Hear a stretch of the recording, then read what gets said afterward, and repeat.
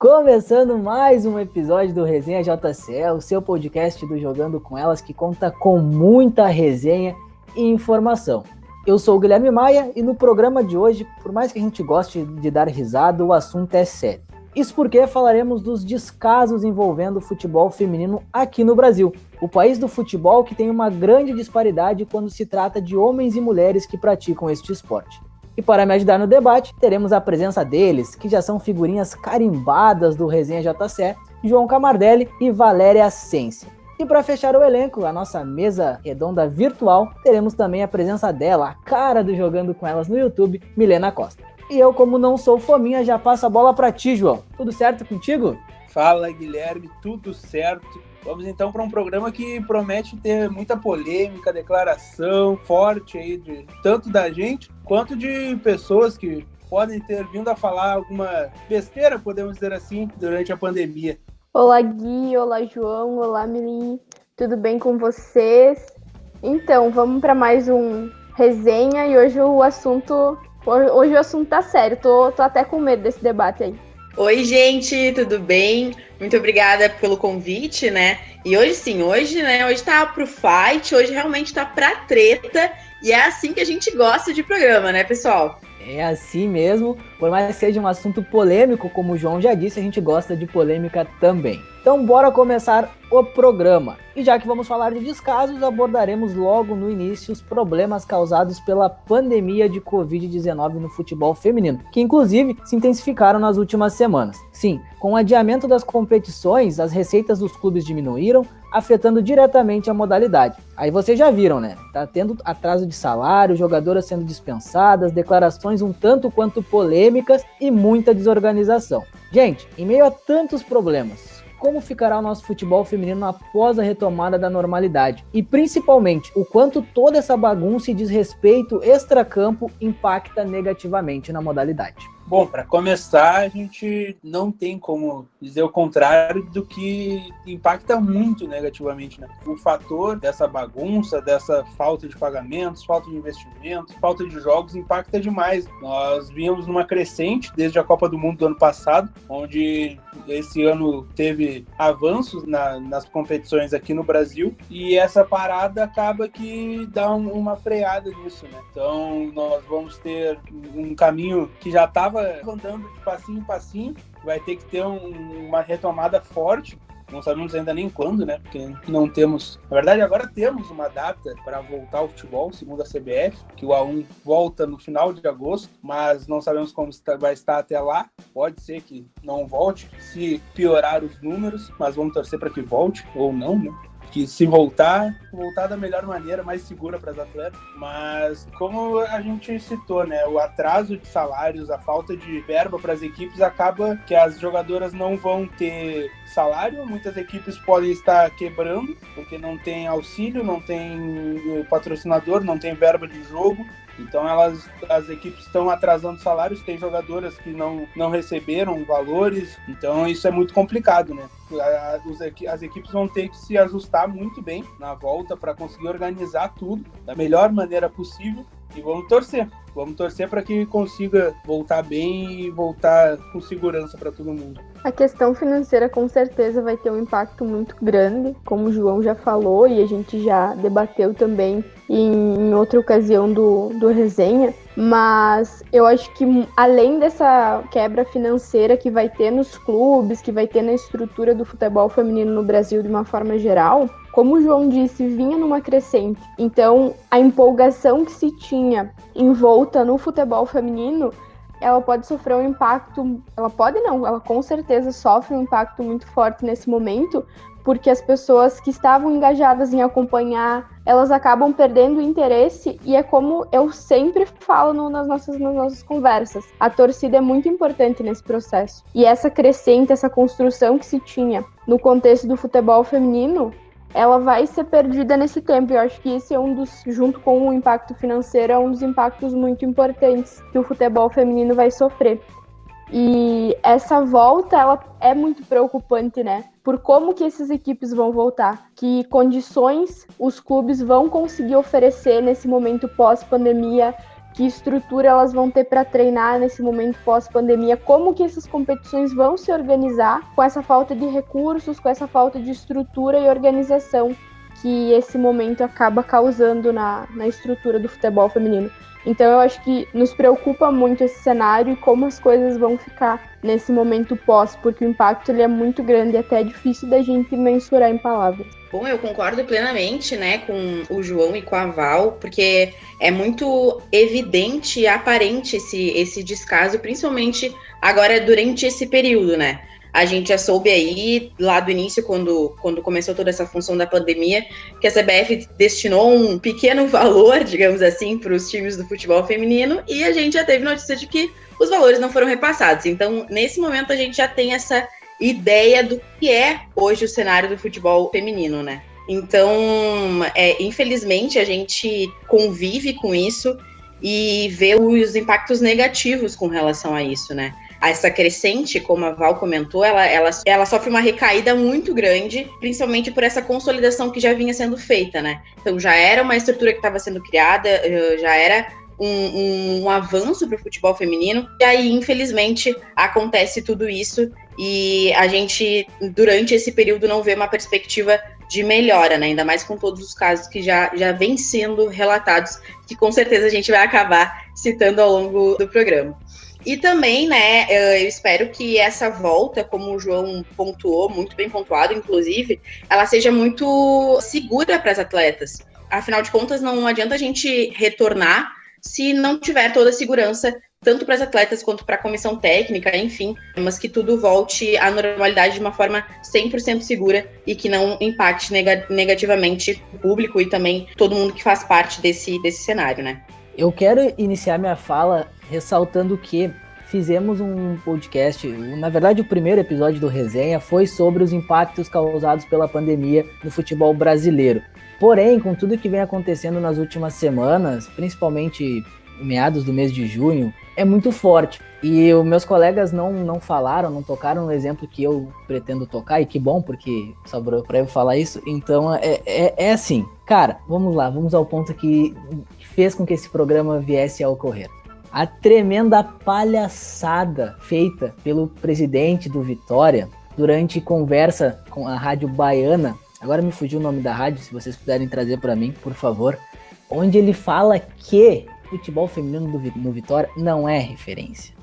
Senhor presidente, referência não é o senhor, porque no momento que uma pessoa com cargo de gestão tem essa conduta um tanto quanto irresponsável em falar a público e principalmente em bancar que não vai pagar jogadoras e esse pagamento virá a ocorrer somente quando o senhor quiser, só mostra a pessoa lamentável que está à frente do Vitória, um clube de referência lá da Bahia.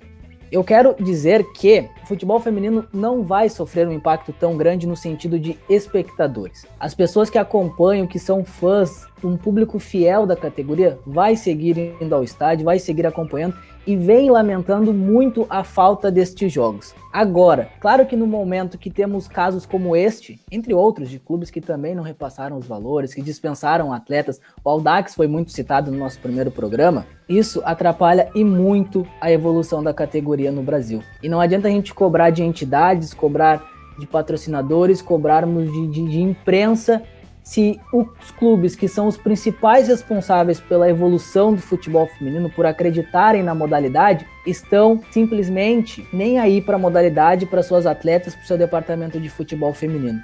Então, o programa de hoje se dá muito em razão disso, dessas declarações e do que a gente vem analisando e vendo nos últimos meses e semanas em relação ao futebol feminino.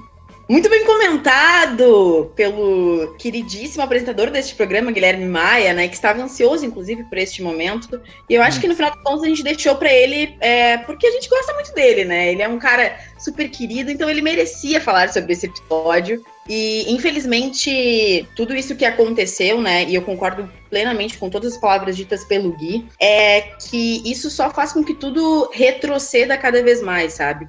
Então, em relação realmente a espectadores e tudo mais, eu acredito que o futebol feminino não vai perder, mas a gente perde muito quando se tem comentários desse tipo, quando se tem pronunciamentos de pessoas que estão à frente do futebol desse tipo, e que isso só diminui cada vez mais o que o futebol feminino pode ser, né? Venha ser, na verdade, dentro do país do futebol, como Gui citou lá no início do nosso programa, né, gente? Bem, isso que o Gui e a Mi comentaram sobre a declaração do presidente do Vitória, eu acho que faz a gente refletir muito sobre a importância que tem a gestão nesse espaço do futebol feminino e do esporte de forma geral. Quando a gente vê a referência dentro do clube, que é o presidente, tratar o futebol feminino com tanto descaso, com tanto desrespeito, é lógico que a gente não tenha um reflexo positivo dentro de campo, porque sim, com certeza, o extracampo sempre vai interferir na qualidade do jogo, na qualidade do desempenho das atletas. E aí, quando a gente percebe que o presidente de um clube ele trata o futebol feminino com desrespeito, porque não tem outra palavra. Aliás, a gente está sendo extremamente educado em falar dessa forma, porque o que foi a forma como o presidente do Vitória falou sobre o futebol feminino do clube, que é sim muito bom e, na minha opinião, é muito melhor do que é feito pelo time masculino. Quando se trata dessa forma, a gente está sendo elogioso ao dizer que ele foi desrespeitoso com o futebol feminino, porque foi muito grave essa declaração dele e, com certeza, isso tem impactos dentro do desempenho de um time que é um time de Série A1 do Campeonato Brasileiro Feminino. É muito triste, né? A gente tem que noticiar todas essas declarações, todas essas frases horríveis que ele fala, que a gente teve um áudio inteiro dele e a cada frase é um meu Deus, não pode ser verdade isso que ele tá falando. E não o bastante, ele só não falou tanta bobagem em um dia, como ele ligou para a rádio, retornou o contato com a rádio para seguir falando bobagem. Então isso é mais lamentável ainda, a postura, a conduta como ser humano. Ele dá entrevista num dia, repercute mal, ele volta para tentar se retratar no outro dia e ele consegue piorar a situação dele. Acho que talvez ele precise de uma ajuda, né? Alguém do lado dele para dizer, calma, segura, não tá legal isso. Mas o Vitória, inclusive quando saiu esse áudio, que a gente noticiou lá no jogandocomelas.com.br, quem não acompanha, acompanhe lá, mas a gente tentou entrar em contato com o Vitória para ter uma posição do clube sobre as falas dele. Não fomos atendidos. Acho que eu entendo por quê, né? Porque o que o clube ia falar naquele momento? Afinal, é o presidente que tá falando, né? Mas tudo bem. E sobre esse descaso, a gente tem o exemplo em campo, né? No início de 2020, houve boatos de que o Vitória não participaria do Brasileirão A1, porque não iria ter equipe, não iria investir, não ia participar. Mas acabou que participou e botou a equipe sub-16 para jogar. Botou as gurias para disputar e a gente tá tendo o reflexo em campo, né? Vitória é uma das piores campanhas, se eu não me engano, ele só perde para Ponte Preta, só ganha da Ponte Preta, na verdade, nas campanhas, mas é o penúltimo colocado do campeonato, sem vitória, não fez ponto ainda, então é complicado, né? Toda a situação. Às vezes a gente olha só o resultado em campo e pensa, meu Deus, o que acontece? Aí o presidente vem dar essa declaração, aí a gente consegue imaginar o que acontece, né? Dentro do clube, nos vestiários, nos corredores da equipe baiana. E é por isso que eu digo que o time feminino consegue ser melhor que o masculino. Porque não tem investimento, não tem estrutura, não tem respeito e ainda assim vai lá e faz o que pode. O time masculino, pelo visto, tem o respeito do presidente, tem maior investimento, tem estrutura. Pra quê, né? Pra todo ano tá aí beirando pra cair pra Série B. Então é isso, eu acho que é uma reflexão importante pra gente fazer. Enquanto a modalidade futebol feminino internamente for tratada como segunda opção, ou então apenas como necessária para que a equipe masculina possa jogar competições, o cenário não vai mudar, infelizmente. A gente teve outro caso, e para não ficar batendo só em cima do que foi falado pelo Paulo Carneiro, presidente do Vitória, também temos o Atlético Mineiro, que resolveu acabar com as categorias de base durante este período de pandemia, muito por conta disso, porque não tinha verba para manter as atletas, e isso que elas não recebem nenhum salário, elas recebem uma bolsa auxílio. A comissão técnica também dessas categorias de base, algumas pessoas foram demitidas também, mas diferentemente do Vitória, pelo menos o Atlético Mineiro nos atendeu, falou com a gente, explicou a situação, e foi muito, muito bacana por pelo menos respeitar o departamento de futebol feminino do clube, diferente do que foi feito pelo Vitória. Mas vamos seguir o programa, porque a gente não vai falar só dos acontecimentos causados durante este período de pandemia no futebol feminino aqui do Brasil, porque também queremos trazer outros exemplos para mostrar que não é de agora. Não foi uma pandemia que veio causar tudo isso e que veio mostrar o quanto há desrespeito com essas atletas, com o futebol feminino aqui no nosso país. Pessoal, como já foi falado no primeiro exemplo, na primeira parte do programa, nós temos realidades bem diferentes ao redor do Brasil. Aqueles clubes com maior capacidade de investimento, outros que priorizam o futebol masculino e até alguns que descartam o futebol feminino e contribuem de forma retrógrada para a modalidade. Sim, tristes exemplos no país. Que essas disparidades afetam a qualidade das competições e o desempenho das atletas dentro de campo já se sabe. Mas galera, na opinião de vocês, quais seriam as medidas para reverter essa situação e alcançarmos de certa forma uma equidade entre futebol feminino e masculino? Também podemos trazer outros exemplos de diversos casos desrespeitosos que ocorreram ao longo da história, mas recentemente, claro, para a gente ilustrar e também buscar soluções. Então, Gui, acho que a gente comentou já algumas ideias nos programas anteriores de como a gente pode tentar conseguir essa equivalência entre futebol masculino e feminino, né?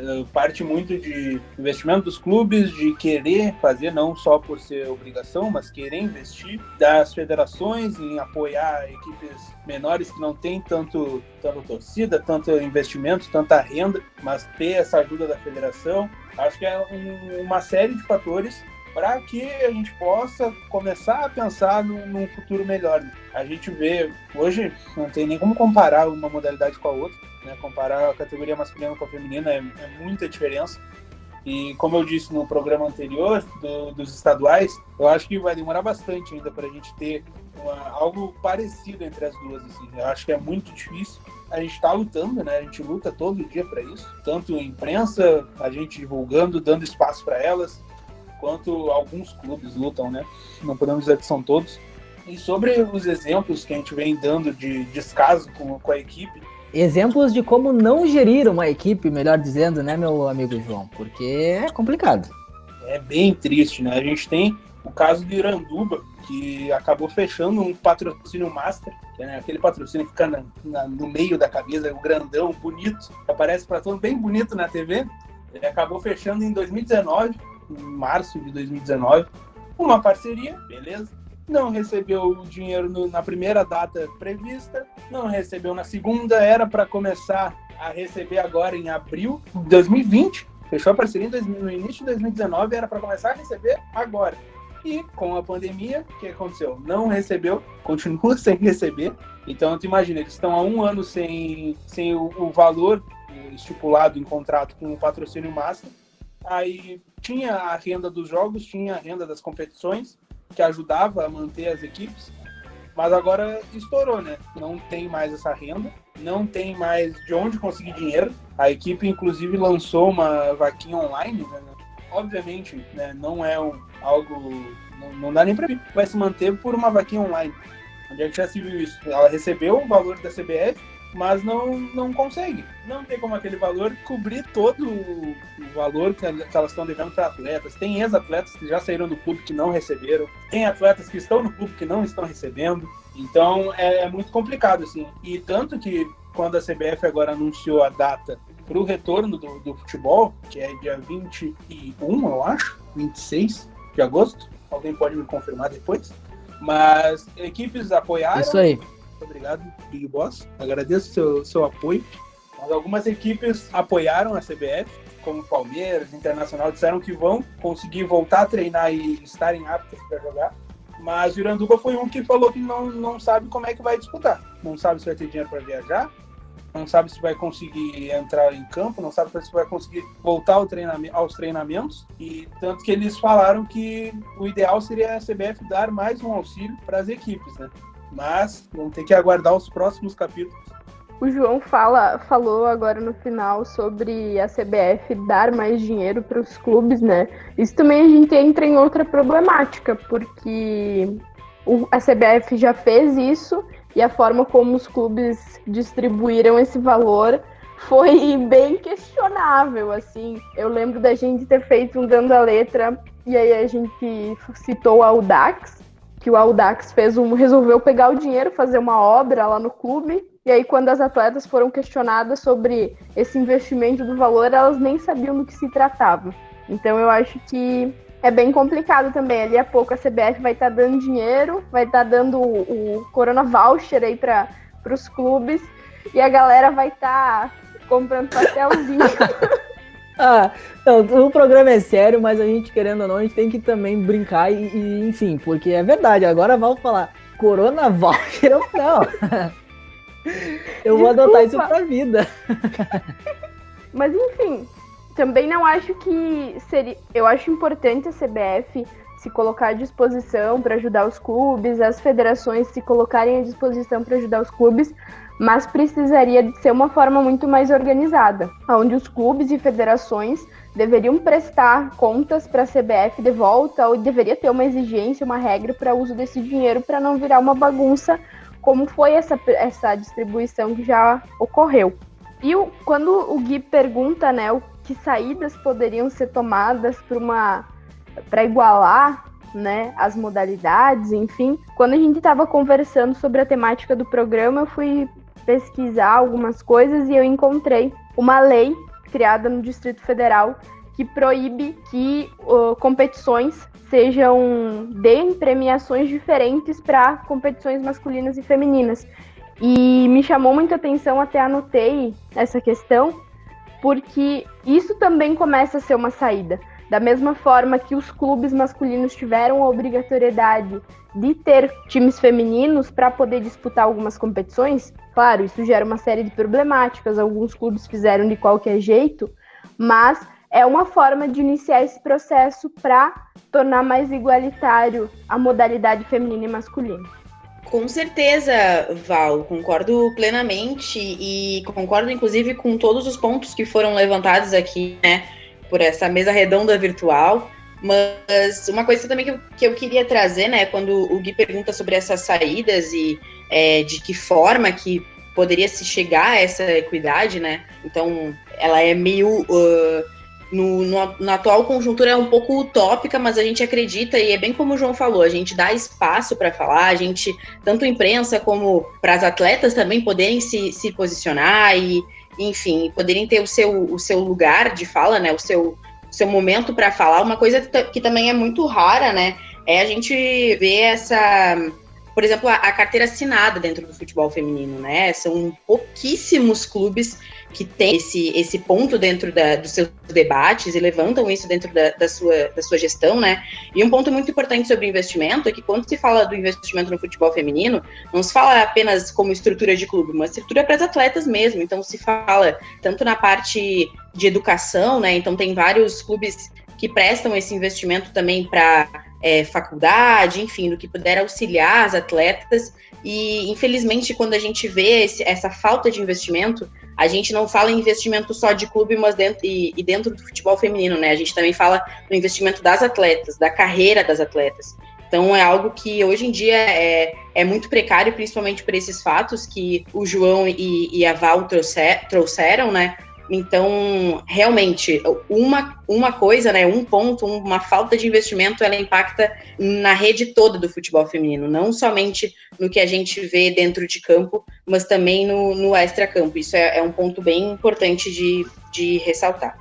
Exato, é verdade. A gente vê clubes apostando no futebol feminino na parte educacional das atletas, e isso me faz ter mais certeza ainda que o problema são as pessoas que estão à frente destes projetos, que são responsáveis pelos departamentos de futebol feminino, ou até mesmo na comissão técnica. Claro que a gente não generaliza, porque temos muitos exemplos positivos, mas a gente vê outros tantos negativos. E por mais que o clube acerte em disponibilizar uma faculdade, um convênio com alguma faculdade para essas atletas, uma estrutura de alojamento para que elas possam morar, as que não são da cidade ou do estado, do clube em que está jogando.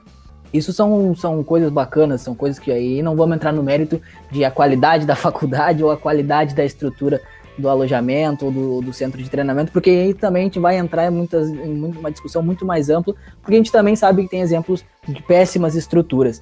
Mas o que mais me deixa abismado são realmente as pessoas que estão à frente destes projetos. Porque no ano passado, se eu não me falha a memória, foi no início do ano passado, no final de 2018. Até vocês podem confirmar para mim, por favor.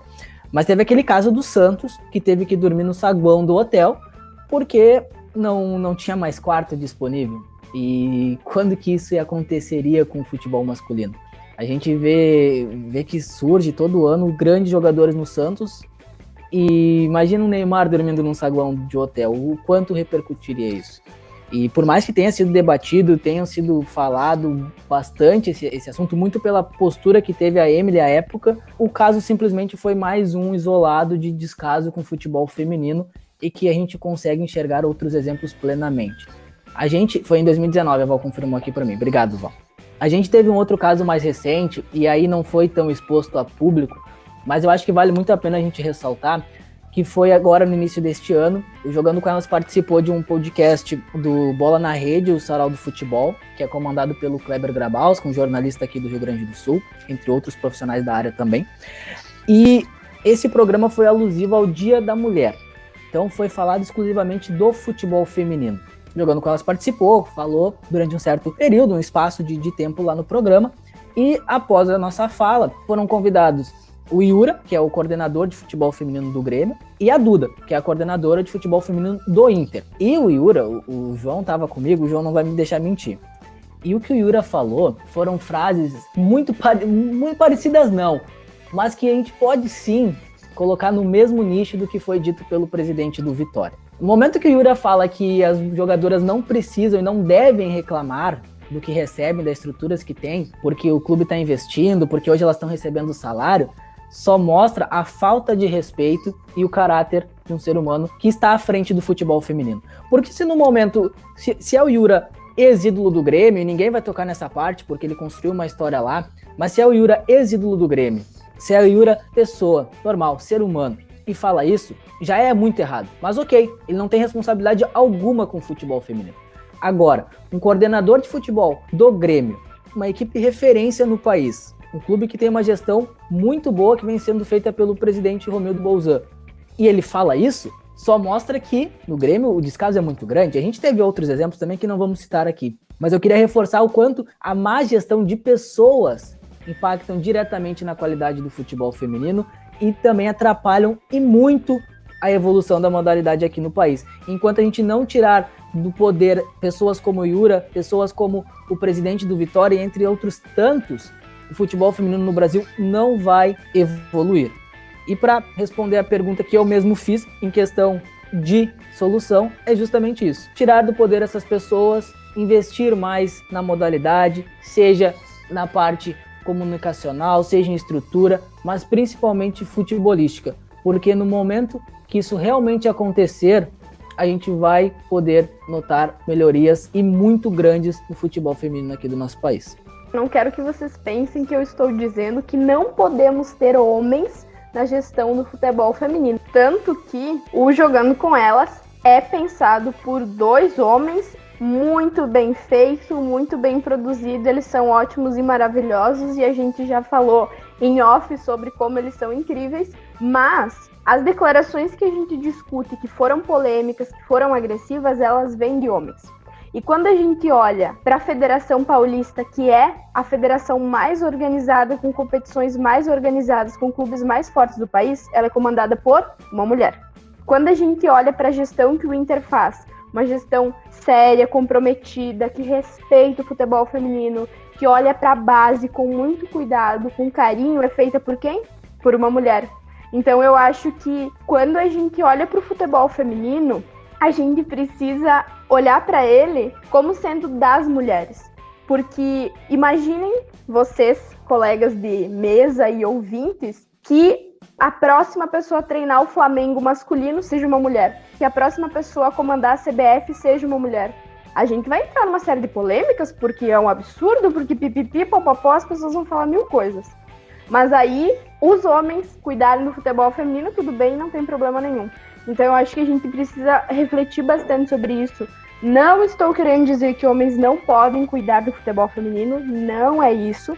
O que eu quero dizer é que é muito mais fácil uma mulher que tem contato com o futebol feminino, que vivencia ele, entender quais são os problemas que ele tem, quais são os pontos positivos, negativos, o que pode ser feito, o que não pode ser feito. E aí pode cuidar muito melhor desse filho e fazê-lo crescer. Nesse momento, eu, obviamente, né, vou me pronunciar porque concordo plenamente com Valéria Sense. Por coincidência ou não, essas falas são reproduzidas por homens, né, como a gente já comentou. E muito do que a Val fala, e para a gente falar de uma maneira aberta e de uma maneira ampla sobre o futebol feminino, principalmente quando a gente fala sobre um ambiente masculino dentro do futebol feminino, por mais louco que isso pareça, os exemplos realmente eles têm que ser os mais simples possíveis para que as pessoas consigam observar como tudo isso funciona, né? Eu concordo plenamente com a Val também quando ela fala da gestão, né? Então, ali da parte paulista e tudo mais, que é uma referência e são mulheres que estão à frente. Então, assim como por coincidência as falas, eu diria, complicadas, ou melhor, como a gente já falou bastante na primeira parte do programa, eu não preciso entender ou pelo menos achar um adjetivo para essas falas, levam para o lado negativo o futebol feminino. A gente tem um lado positivo em que as mulheres elas comandam e tem resultados muito visíveis assim em relação a isso. Então não é ser excludente, a gente não tem a opção de ser excludente e nem quer isso, até porque, como a Val citou, né, o Jogando com Elas foi feito e foi idealizado por 2 homens, então isso é muito reconhecível e muito importante de ser citado. Porque, afinal de contas, a gente está aqui num espaço democrático para poder falar sobre futebol feminino. Então, o espaço está aí para todos. Mas agora, quando se tem pessoas no poder que querem excluir ou pelo menos criar uma capa de quem pode falar e quem pode tomar a decisão, o negócio realmente fica muito, muito complicado. Assim. Eu espero que se tenha cada vez mais essa consciência de que os homens dirigentes, né, eles podem aprender muito e devem aprender muito com quem realmente vive futebol feminino. Uma das coisas que eu queria trazer nesse momento é um programa né, esportivo chamado Jogue Como Uma Garota, que foi idealizado por uma mulher para que mulheres se sintam confortáveis dentro do ambiente do futebol. Então, imaginem isso, é um momento de acolhimento e a chamada para esse projeto, né? Eu falei programa, mas era projeto, é que, mãe, você é muito bem-vinda com seu filho ou com sua filha dentro do nosso programa. Então fique bem à vontade, faça parte, vem entender sobre o que é futebol e tudo mais. E a Letícia Muniz, que é quem idealizou tudo isso, ela fala, bom, eu sempre gostei, mas eu nunca tive o contato, eu nunca pude entender, ou pelo menos nunca teve alguém para me ensinar, mas eu sempre gostei. Então, a partir disso, eu tive uma vontade e eu falei com técnicas, eu falei com pessoas dentro do futebol feminino para serem voluntárias nesse projeto e para trazer cada vez mais mulheres que estão com seus filhos e também, né, que se sentem confortáveis com ou sem filhos, mas para o espaço do futebol. Então, eu acho que iniciativas como essa são cada vez mais perceptíveis e devem ser cada vez mais feitas por esse sentido, de que a gente tem que se sentir confortável dentro do espaço em que a gente deve ocupar.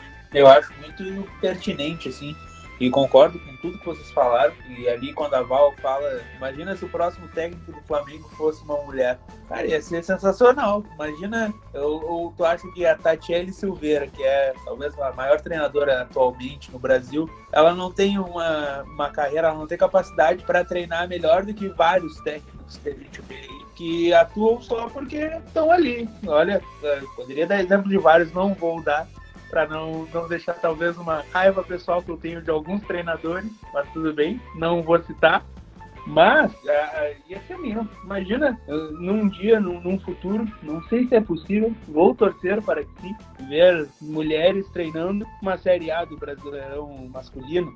Quanto a isso que vocês falaram, de ter mulheres no comando, eu acho que é muito mais fácil, né? Porque mulher, ela sabe, como vocês citaram, ela sabe o que precisa, ela sabe o que pode mudar, então elas vão conseguir entender melhor as jogadoras, tanto como diretora, como coordenadora de alguma federação, quanto treinadora, elas entendem melhor, então é o espaço delas ali. E como a gente sempre fala jogando com elas, a gente sempre tentou dar o máximo de voz e espaço para as mulheres. Então, quem idealizou foi eu e o Gui, mas a gente sempre deixou bem claro que a gente quer que as mulheres falem, que as mulheres participem, porque a gente pode apoiar na luta, mas nós temos que dar espaço para elas É isso, o João apontou muito bem a ideia do jogando com elas. Vou começar do final pro início da fala dele, mas é bem isso mesmo.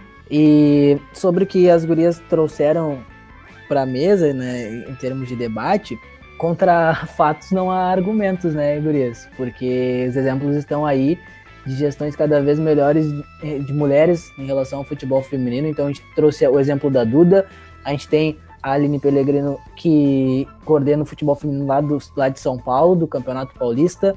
A gente tem a Milene, que é ex-jogadora e é embaixadora do futebol feminino no Corinthians, e o Corinthians hoje é referência. Então, exemplos positivos de mulheres à frente do futebol feminino estão aí para serem seguidos.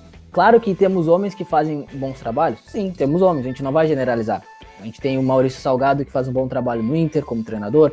A gente tem o Arthur Elias, que hoje, juntamente com a Tatiele Silveira, tá ali disputando para ver quem é o melhor treinador ou treinadora do Brasil em termos de futebol feminino. Então a gente também tem exemplos positivos, mas eu acredito que o futebol feminino tem um apelo muito mais de que mulheres produzem para mulheres, e isso precisa ser mantido, que cada vez haja mais espaço. Por quê? Quando a gente traz o exemplo de um Flamengo, de um Palmeiras, de um São Paulo, um Corinthians no futebol masculino, não terem mulheres trabalhando nas comissões técnicas, ou né, principalmente na parte de futebol ali dentro do gramado, ou treinando, isso só mostra o quanto o futebol ainda é muito machista. O quanto o espaço de homens estão garantidos, seja no futebol masculino ou no futebol feminino. Porque a gente tem a maioria dos treinadores do Brasileirão A1 são homens. E então a gente consegue ver que ainda é um espaço muito predominantemente por homens, sabe? Então é algo ruim, é algo que precisa ser mudado, é algo que a gente precisa lutar para que mulheres tenham cada vez mais seus espaços dentro do futebol. Seja futebol feminino, seja futebol masculino, mas a gente vai bater aqui na tecla do futebol feminino. Então, eu prefiro muito mais a Tatiele treinando a Ferroviária do que treinando o Flamengo. Por mais que eu entenda que seria muito legal ter uma mulher treinando um time masculino. Mas, cara, vamos deixar a Tati na Ferroviária, sendo exemplo no futebol feminino, com uma equipe muito boa, se construindo, se reconstruindo e brigando por títulos. Então, acho que é muito isso. A gente tem exemplos maravilhosos de mulheres na gestão do futebol, e que continuem assim, e que homens ou outras mulheres consigam também entender isso e passar a utilizarem esses exemplos para seus clubes, e que a gente encontre cada vez menos Iranduba fazendo contratos por bitcoins, por moedas criptografadas para poder sobreviver, que o diretor do Grêmio não tenha que falar essas bobagens, porque não deveria nem estar ali para começar, pela sua incapacidade profissional. O presidente do Vitória também, sabe? Então, que haja mudanças. Mudanças precisam acontecer em todos os sentidos, não só dentro de campo, não somente na gestão, mas também principalmente da parte humana das pessoas, para que comecem a valorizar ainda mais o futebol feminino, para que ele chegue no lugar onde ele deve chegar. A gente só vou ressaltar, o João teve um probleminha com a conexão, porque programa gravado também tem dessas, né, minha gente? Já que estamos reféns da internet, mas agradeço o João, a gente está chegando ao fim de mais um programa, e sem o João eu faço aquela famosa pergunta: gurias, temos um programa? Temos um programa, e já que o João caiu, eu queria saber se eu posso lançar uma hashtag agora no final. Eu acho muito pertinente, Val, então vai lá, fica à vontade. A hashtag não é pro João, desculpa, João, mas a hashtag é Cadê a Isa? Cadê a Isa? Essa é a hashtag que eu estou lançando. É uma pergunta, mas é uma hashtag porque a tradição deste programa é ter hashtags, né? Era só isso mesmo. Cadê a Isa? A Isa não esteve na nossa gravação de hoje, mas espero que no próximo episódio ela compareça. Inclusive, ela não esteve presente nem no Dando a Letra, né, dona Val? Então, você mais do que ninguém poderia ter criado essa hashtag, porque cadê a Isa? Estamos com saudade de escutá-la. Mi, temos um programa?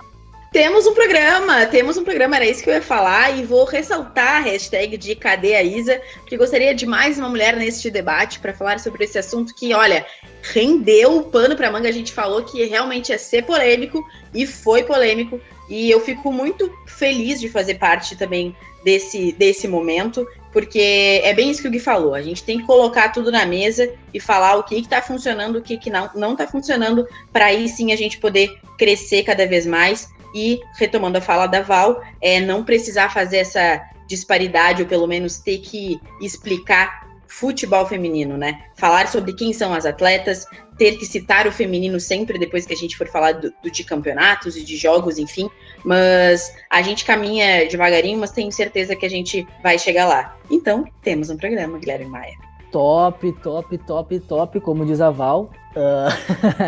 Que bom que temos um programa, que bom que a gente falou, acho que isso foi mais do que necessário, a gente trazer esses assuntos e debatê-los, porque foi um baita programa e, acima de tudo, necessário. Bom, tá terminando mais um episódio do Resenha JCE. Agradeço ao João, que já saiu, infelizmente. Mas o João não sei se faz tanta falta assim. Ele vai cortar mesmo na edição, eu vou falar. Tô brincando, João, faz muita falta sim. A Val e a Mi, meus parceiros de bancada virtual neste episódio, pela ótima, necessária e, apesar de crítica, conversa. E aproveito para passar a bola para Mi, que além de se despedir da gente, também tem um recadinho para todos nós. Muito obrigada, Gui, muito obrigada, Val, muito obrigada, João, né, que já saiu, mas fazer o quê, né? A gente sente muita falta dele também, né? A gente sabe que a gente sente falta dele, Gui. Eu agradeço a oportunidade de participar mais uma vez aqui com vocês e já aproveito para reforçar que amanhã, quinta-feira, sai mais um Fala Mi lá no YouTube do Jogando Com Elas. Tá bem legal o conteúdo, tem entrevista, olha, tá sensacional, de verdade. Isso mesmo, Mi. E além do seu programa do Fala Mi lá no YouTube, vocês também podem encontrar os programas anteriores do Resenha e as outras edições dos nossos outros podcasts, o Dando a Letra e o Conexão JCE, o qual a gente tá com saudade de fazer, por sinal. Então, pode curtir, compartilhar e mandar o seu feedback pra gente para ver se estamos no caminho certo. E é claro, não deixe de nos acompanhar no jogandocomelas.com.br e nas demais redes sociais do Jogando Com Elas, Twitter, Facebook e Instagram. E por hoje é isso, semana que vem nós estamos de volta com mais um programa muito especial para vocês.